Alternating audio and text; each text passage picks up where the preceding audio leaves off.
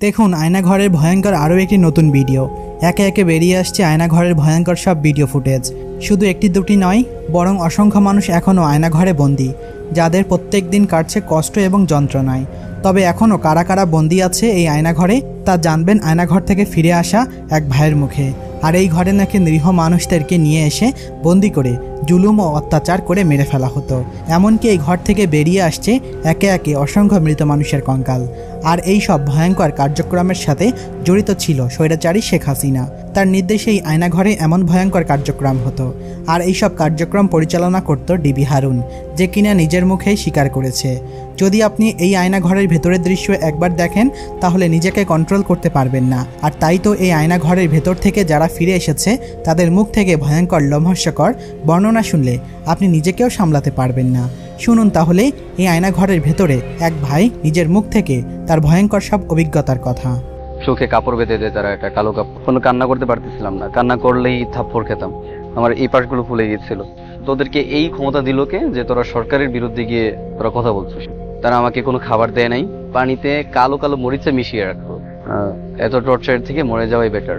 আন্দোলন যখন থেকে শুরু হয় আমাদের ঘেরাও করে রেখে, সম্ভবত ক্যাম্পাসের ভিতর থেকে আমরা পরবর্তীতে জেনে পেরেছি যে ক্যাম্পাসের ভিতর থেকে নিউজ দিয়েছে আমাদের ব্যাপারে যে তারা এখানে ইয়ে করছে, তাদেরকে নিয়ে যান বা হচ্ছে এটা আপনারা দূর করুন।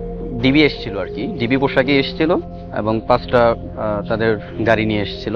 এসে শুধুমাত্র আমাকেই ধরে নিয়ে গেছিল সেখান থেকে। আমি আসলে তাদের মোটিভটা তখনই বুঝতে পেরেছিলাম যখন হচ্ছে আমাকে ধরে গাড়িতে উঠিয়েছিল। তখন খুব বাজেভাবে বকতে বকতে আর মারতে মারতে বলছিল যে তোরা আন্দোলন করছিস, গালি দিয়ে তোদেরকে এই ক্ষমতা দিল কে যে তোরা সরকারের বিরুদ্ধে গিয়ে তোরা কথা বলছিস? শুরু থেকে যদি বলতে হয়, যখন আমাকে ডিবির গাড়িতে উঠানো হয়েছিল বারবার আমার এই পাশে ও পাশে ঘুষি মারছিল। আমার এই হাতটা ভাঙা ছিল, আমি ঝুলিয়ে রাখতাম। প্লাস্টার তখন খুলে ফেলেছিলাম, ঝুলিয়ে রাখতাম। এই হাতে নামের এদিকে ঘুষি মারছিল, এদিকে ঘুষি মারছিল, লাঠি দিয়ে খোঁচা মারছিল তাদের হাতের। সব ধারণা আমার নাশাত করে দেয় তারা। যখন ডিবি কার্যালয়ের মূল ভবনের নিচতলা আমি পৌঁছাই, তখন আমার চোখে কাপড় বেঁধে দেয় তারা, একটা কালো কাপড়। তারপরে আমাকে এক জায়গায় নিয়ে যায়, কোথায় নিয়ে যায় সেটা আমি বলতে পারবো না। আমার শরীরে কোনো কাপড় রাখিনি তারা, একেবারে সব কাপড় খুলে ফেলে। তারপর যখন তাদের ডিসি আসে, আমি এটা বুঝলাম এভাবে, কয়েকজন বলতেছে যে এই ডিসি আসছে, ডিসি আসছে। আমাকে শোয়ানো হলো নিচে। তখন থেকে অত্যাচার শুরু, মাটিতে পড়ে যায় আর কি, মাটি বলতে নিচে ফ্লোরে। তো দুই পাশে আমাকে এই হাত তো সোজা করতে পারছিল না, এই হাত এভাবে রেখে আর ওই হাত লম্বা করে পায়ে দুজন ধরেছিল। রুটি যেভাবে বেলুন দিয়ে বলে ঠিক ওইভাবে লাঠি জাতীয় কোনো একটা বস্তু দিয়ে তারা আমার এই নাভি থেকে একদম হাঁটু পর্যন্ত তারা খুব জোরে জোরে বলছিল। লজ্জাস্থানের অন্ডকোষে এসে জোরে জোরে আঘাত করছিল লাঠি জাতীয় কোনো একটা বস্তু দিয়ে অথবা হাতের আঙুল দিয়ে। আমার একবারে দম বের হয়ে আসতেছিল ঠিক তখনটাতে। কোনো কান্না করতে পারতেছিলাম না, কান্না করলেই থাপ্পড় খেতাম। আমার এই পাশগুলো ফুলে গিয়েছিল। এটা শেষ হওয়ার পরে আমাকে আবার চিৎ করে শোয়াইছিল। তারপর আবার আমার অপোজিট পাশে ঠিক একইভাবে বেলুনের মতো রুটি যেভাবে বলে এভাবে বলছিল। যখন তারা এটা পারছিল না, তখন শেষ পর্যন্ত বল তুই ছাত্রদল করিস। আমার এই হাতটা লম্বা করে তারা ধরে ধরে এই হাতের গিরাতে তারা লাঠি জাতীয় একটা বস্তু দিয়ে জোরে চাপ দিয়ে ধরে এবং স্বীকার করতে বলে তুই শিবির শিবির করিস, নাও তুই ছাত্রদল করিস। তোর পিছনে যারা ছিল সবাই শিবিরের ক্যাডার অথবা ছাত্রদলের ক্যাডার। এমন আমার না একদম দম বার হয়ে আসছিল তখন। আমি তাদেরকে বুঝিয়ে শেষ করতে পারতেছিলাম না। এক পর্যায়ে তারা আমার মানিব্যাগ থেকে একটা কার্ড পায় যে আমি বিএনসিসি কর্পোরাল। আমি তাদেরকে আসলে বলেছিলাম যে আমি সামরিক মহড়ায় আমি অংশ নিয়েছিলাম, ইএক্স নবদিগন্ত যেটা ছিল। তখন তারা হঠাৎ করে বলে ওঠে যে তার শরীর অনেক শক্ত, সে জঙ্গি, সে জঙ্গি ট্রেনিং নিয়েছে। তখন আরো মারতে থাকে একদম, তখন বাড়ি দিতে থাকে বারবার আমার এইগুলোতে এবং বলছিল বারবার যে তোর হাতটা আমি ভেঙে দেবো। এক হাত ছাত্রলীগ ভেঙেছে, আরেক হাত আমরা ভেঙে দেবো। রাত 7:30টার দিকে সমুদ্র রায়েরবাগে পুলিশদের খুব বেশি মারা হয়েছিল। তখন আমাকে আবার নিয়ে যাওয়া হয়। তখন আমার চোখ খোলা ছিল কিন্তু কাপড় চোপড় তখনও পরায়নি। আমার হাতে হ্যান্ডকাপ লাগানো হয়, এই বাঙা হাত খোলে, 2 হাতে হ্যান্ডকাপ লাগানো হয় এবং হাঁটুর উপরে বসানো হয়। অ্যাসিস্ট্যান্ট কমিশনার গোলাম মুস্তফা বারবার সে আমার দিকে তেড়ে আসতেছিল হাতে তার শটগানটা নিয়ে। এবং খুব খারাপ খারাপ গালি দিয়ে, যেগুলো আমি উচ্চারণ করতে পারবো না, বলছিল যে পুরো ম্যাগাজিন তোর মাথায় উড়িয়ে দিব। সে মাঝখানে বলেছিল যে আমরা 10 লাখ সৈন্য বাংলাদেশে আছি, 10 লাখ যদি একসাথে বুলেট ছুরি তাহলে 10 লাখ বুলেট ছুড়বে, তোরা শিক্ষার্থী কয়জন, এই কথাটা বলেছে। তারা আমাকে অনেক ভয়েস রেকর্ড শুনিয়েছে, যেটা আমি 15 তারিখ থেকে অন্যান্য সমন্বয়ক এবং ছাত্রদের সাথে কথা বলছিলাম, সেই ভয়েসগুলো শুনিয়েও আমাকে মেরেছে। আমার হাঁটুগুলোতে এমন ভাবে মেরেছে যে আমি হাঁটুর উপরে বসতেও পারতেছিলাম না। তারা আমাকে কোনো খাবার দেয় নাই, আমি পানি চেয়েছিলাম, তারা আমাকে কোনো পানি দেয়নি। যতক্ষণ পর্যন্ত তাদের কার্যালয়ে ছিলাম, রাত প্রায় 9:30 পর্যন্ত, তাদের কার্যালয় থেকে ডিবির গারদেই নিয়ে গিয়েছে। পানির পিপাসা আমার এত বেশি পেয়েছিল, কারণ ওই দিন শুক্রবার ছিল, আর সকালবেলা আমাদের রান্নাও হয়নি, আমরা খাবার দাবার করতে পারিনি ঝামেলার কারণে। ওই দিন এমনিতেই হচ্ছে তাদের টর্চার, আরেকে হচ্ছে পেটে ক্ষুধা, আরেকে হচ্ছে প্রাণীর তৃষ্ণা। সবকিছু মিলিয়ে আমার বারবার মনে হচ্ছিল যে এত টর্চার থেকে মরে যাওয়াই বেটার, বা নিজেকে ভেবে নিয়েছিলাম যে হয়তো আজকে আমাকে শেষ করে দিবে।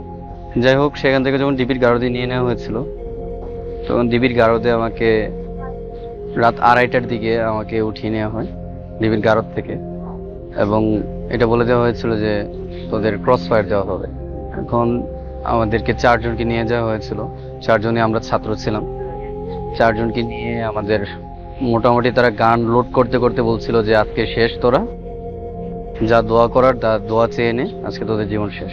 তখন আসলে আর অন্য কিছু ভাবছিলাম না, তখন আসলে দোয়াই পাঠ করছিলাম, দোয়া করছিলাম যাতে বাবা মা ভালো থাকে। গাড়িতে উঠানো হয়, খুব বড় একটা স্কোয়াড দিয়ে তারা নিয়ে গেছিল রমনা পার্কের যে শিশু পার্কটা ছিল, সেখানে নিয়ে আমাদেরকে 4 জনকে নামানো হয়। আমার হাতে এক ব্যাগ ককটেল, আর আমার পাশে যিনি ছিলেন তার হাতে 8টা পেট্রোল বোমা ধরিয়ে দেওয়া হয়েছিল। তারপর তারা সেগুলো ভিডিও করে, এবং ওইখানকার ফুলের দোকানদার 2জনকে নিয়ে তারা তাদের থেকে সাক্ষ্য প্রমাণ নেয়। আমাদের হাতে হ্যান্ডকাপি ছিল তখন, তো সেখানে তারা বেশ কয়েকটা ফায়ারও করে, সেখান থেকে আমাদের ফিরিয়ে আনা হয়। তারপর দিন যখন আদালতে উঠাবে, আমার 2 হাত ভাঙা ছিল তখন। আমি তাদেরকে কেঁদে কেঁদে বলছিলাম যে ভাই আমাকে ডাক্তারের কাছে যেভাবে হোক নিয়ে যাও, আমি আর এখানে টিকতে পারতেছি না।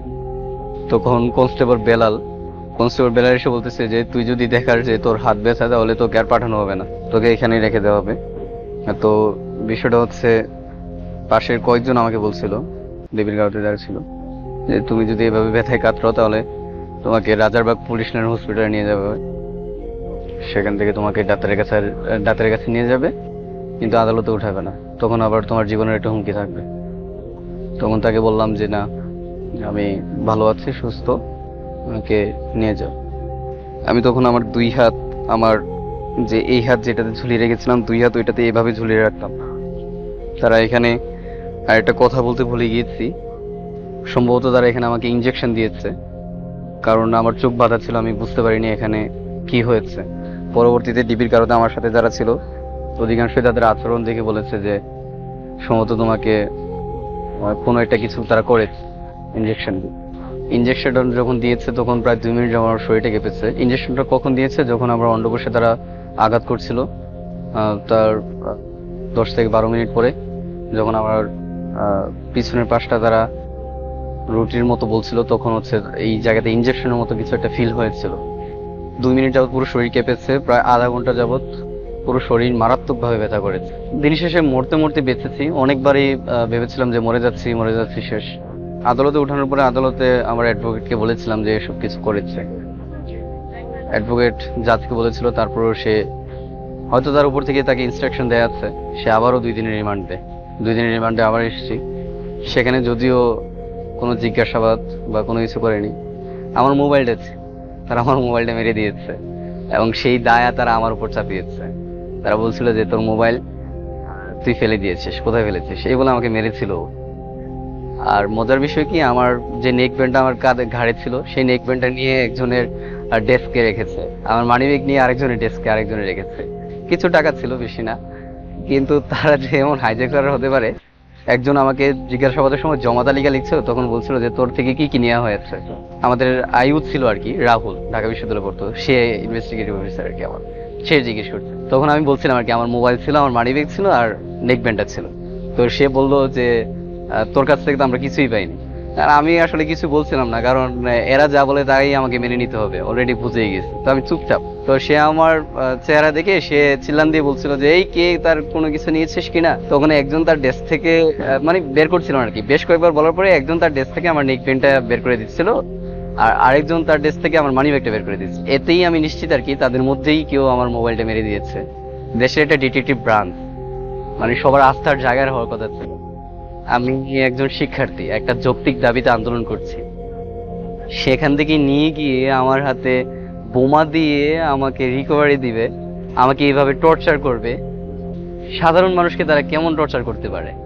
আসলে তাদের উপর আমার আর মোটেও কোনো আস্থা নেই। পুলিশের উপর থেকে মানুষের বিশ্বাস এমনিতেই উঠে যায়নি।